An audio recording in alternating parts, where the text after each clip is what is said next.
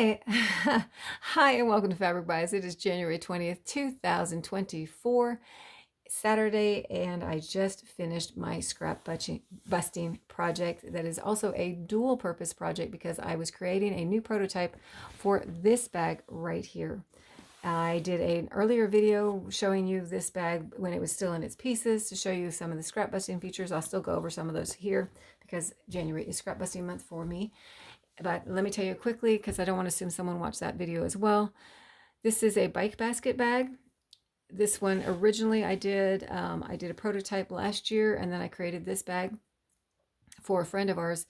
They had bought motorized bicycles, and the whole story is on the other video, so I'm not going to go through it. But when I created it, I didn't take very good notes because it's a pretty specific bag and I didn't think I'd be sewing another one. I think that was my thought process back then. I did have most of my fabric measurements, but not my processes written down. So I decided go ahead and do scrap busting with it because I had some nice big pieces that I could do that with, and also create the new prototype so that I knew what I was doing when I created what will be the fourth one of these, because I had a prototype and then this one and now the new prototype, and then I'll finally create possibly final bag. So it is for a motorized bike basket. They have motorized bikes and they wanted a bag to put inside the basket. And so I created this one, and I'll show you the features on this one here. So the recreation. So as part of the scrap busting on that one, I did run out of fabric. So I ran out of this blue here, and I was looking at it, and you can see there's a little flecks of green maybe on that one. You can watch the other video if not. And so I had discovered that I had this green here, which is the same as the blue, and so I used that to finish off my pockets because that was where I had run short, was mostly the pockets on that. So then I got lucky. And I didn't have enough material. Obviously, if I couldn't do the pockets, I didn't have enough material to make great straps. But I had this scrap of green belting, which just all came together on that one. But there wasn't enough of it. So in the last video, I was still trying to decide whether or not I was just going to shorten the straps or extend them. And since I had just enough of this left to get to the length that I wanted for the straps, I just added a piece of it onto the end on that. So on one side, because that's all I needed on that one, and I thought it would look better just doing it on one side rather than piecing it together.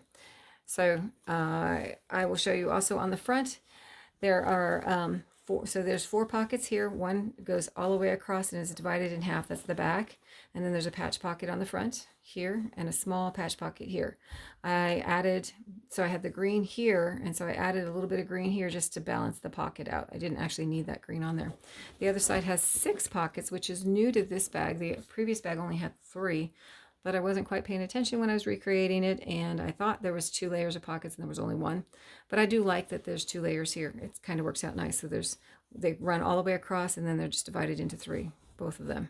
One is just slightly shorter than the other here. I did discuss how I worked the scraps together on these ones in the last video, so I won't do it again. The ends don't have pockets at all on the outside.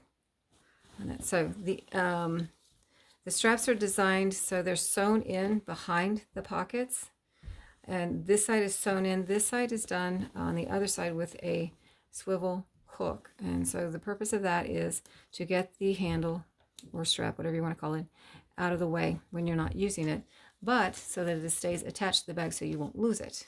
And then so both of them are designed the same way. Both of them are attached on one side and sewn in on the other, and then you can just take it off, and it stores inside that one little slip pocket at the end for that. So that gets it out of the way but keeps it secure.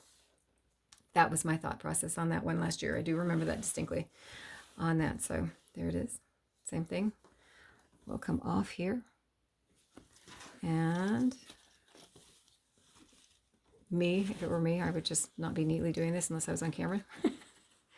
And you just shove it right in there. Inside, so the zipper here on the top, there's a zipper placket on the top. The zipper, I chose to go extra long here. Let me tip that down because I keep going out of frame there. So if you use a zipper that's the same as the placket, then you can see it gets kind of restricted to open up. It opens up pretty wide, but it's a little restricted. If you use a zipper that is longer and goes past that, the bag will open all the way. So an extra long zipper is pretty nice for that feature on that one. This zipper,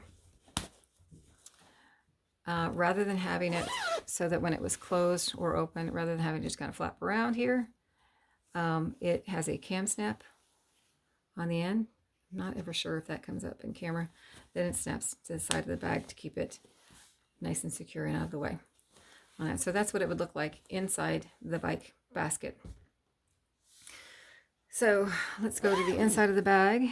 And so there are no pockets on the inside on the front and the back, but there are deep pockets. These are pleated, so they actually open up and they're deeper. Oh, I never know how to get a good angle on that one. Open that up.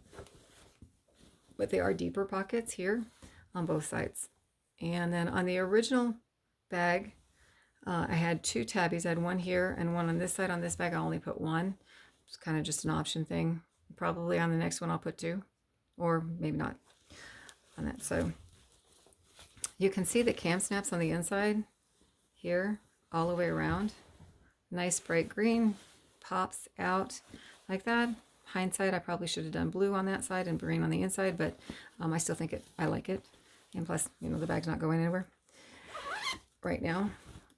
And so the purpose of those cam snaps there, which you saw on the inside, is these are little flaps like this, and they go all the way around the bag. Flap on the end, flap on this side here, flap on this end here.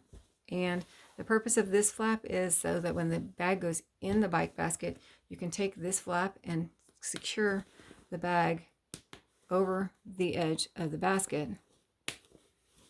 And so it's now secured to the basket.